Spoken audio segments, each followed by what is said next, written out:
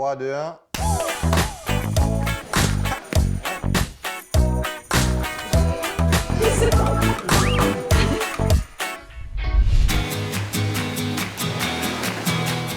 Nous sommes à Beaufort et j'ai rendez-vous avec Marie Baucher qui a décroché pas moins de 8 médailles d'or aux Jeux paralympiques de ski alpin. Elle m'a donné rendez-vous dans un lieu insolite. Suivez-moi.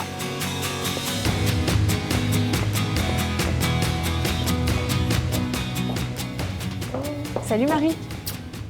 Ça va? Ça va et toi? Oui, bienvenue. Merci à toi. On est à la coopérative laitière du Beaufort. Exactement. On est au-dessus de la salle de fabrication du fromage Beaufort. Et du coup, là, je vais t'emmener dans le coffre-fort du trésor, donc dans les caves du Beaufort. Ah bah avec plaisir. Ouais, je te suis.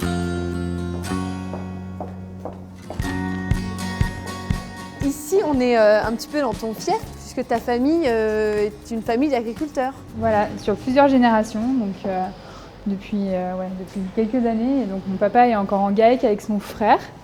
Et j'ai grandi au rythme des saisons d'alpage et des saisons des vaches, tout simplement. Donc on montait en montagne l'été au chalet d'alpage. Et voilà, donc le Beaufort, c'est le produit de tout ça en fait. Donc c'est vrai que c'est le terroir et c'est un produit qui me rappelle beaucoup de choses. Et tu n'aurais pas aimé poursuivre dans cette voie-là C'est des choses qui peuvent être envisageables. Après, c'est des métiers qui sont quand même durs et qu'il faut choisir un peu par passion aussi, comme le sport finalement, comme le sport de haut niveau. Et je ne suis pas sûre d'avoir la force et la passion pour les vaches et l'agriculture. J'ai du mal à m'éloigner au moins de ce territoire. Et c'est vrai que j'aimerais que mes enfants ils aient cette qualité de vie-là. Et voilà, en étant agricultrice ou pas, je ne sais pas, seul l'avenir me le dira.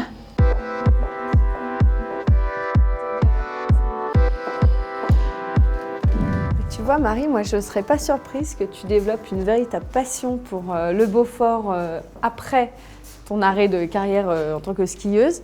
Parce que tu vois, c'est doré, c'est rond, donc je pense que tu peux rapidement faire un lien. Il y a des rapprochements à faire. Ouais. Tu en manges toutes les semaines. Il y a toujours un bout de Beaufort au fond du frigo. Ouais. Et pour la petite anecdote, il y en avait sur les pistes aux Jeux aussi, que ce soit à Sochi ou en Corée. Ma famille en avait mis dans le fond de leur bagage pour que j'ai un petit bout de Beaufort après chacune de mes médailles. Et c'est vrai que c'était le petit bout de réconfort, le petit coin de pays qui faisait du bien. Bon, ça, c'est des tout jeunes. Hein. Et donc, plus ça affine et plus il devient orange. La croûte fonce un petit peu, durcit un peu. Ceux-là, ils sont encore assez tendres. Ils sont au début d'affinage. Je peux t'emmener voir des Beauforts plus affinés si tu veux. Ouais, ça vaut la différence.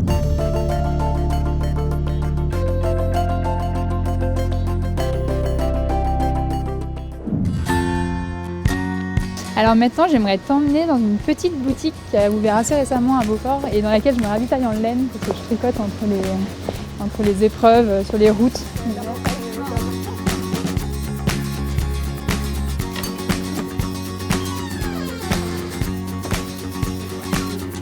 Tu fais des pulls aussi, des écharpes? Non, moi je suis plutôt bonnet, bandeau, des petites choses qui se réalisent assez rapidement et assez facilement. Et ça dans tous les déplacements, quand tu as l'impression de perdre ton temps, mais au moins tu produis quelque chose. Puis du coup, avec des collègues d'équipe, on a monté une sorte de petite association où on tricote des bonnets, où on reverse les bénéfices aux associations qu'on a choisies. Super.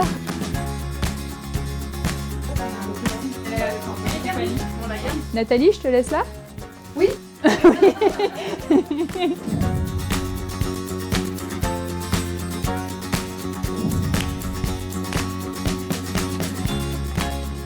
Si on revient sur Sochi 2014, Pyeongchang 2018, autant de médailles d'or dans sa besace.